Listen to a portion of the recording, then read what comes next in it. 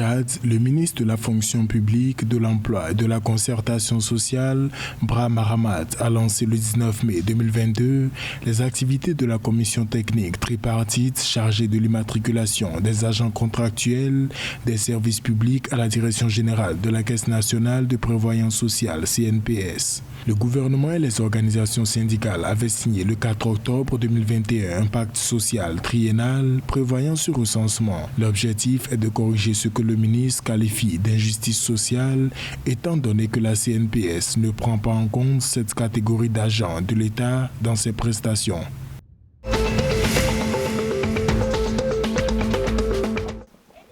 Selon des sources locales, suite à la découverte des foyers du virus H5N grippe aviaire dans la localité de Meyang, le gouvernement proscrit l'entrée et la vente des viandes vivantes importées au Gabon.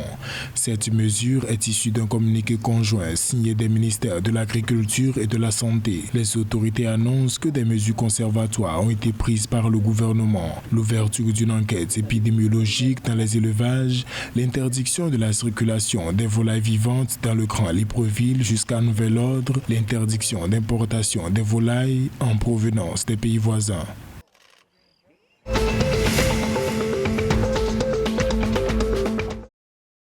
En République centrafricaine, la Commission bancaire de l'Afrique centrale, COBAC, s'oppose à l'utilisation de toute forme de crypto-monnaie dans la communauté économique monétaire de l'Afrique centrale, CEMAC. L'information fait suite à l'adoption du Bitcoin comme monnaie locale légale en RCA depuis le 22 avril 2022. Cette monnaie virtuelle est utilisée comme deuxième monnaie d'échange après le franc CFA. La COBAC rejette tout recours aux crypto-monnaies dans les transactions financières dans la région et interdit aux établissements assujettis ainsi qu'à leurs partenaires techniques dans le cadre des services de paiement de recourir à la crypto-monnaie.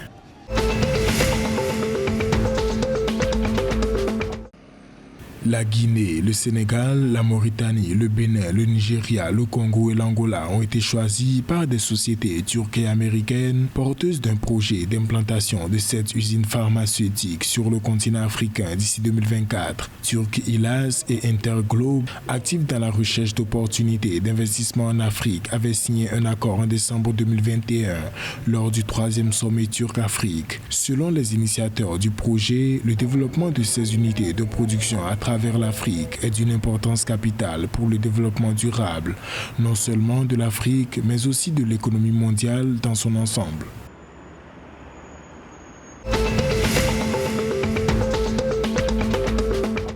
Signature le 12 mai 2022 à Brazzaville d'un accord de partage de production pétrolière entre le gouvernement congolais et la société italienne Eni, paraphrasé par le ministre congolais des hydrocarbures Bruno Jean-Richard Itoua et le directeur général d'Eni Congo Mirko Araldi.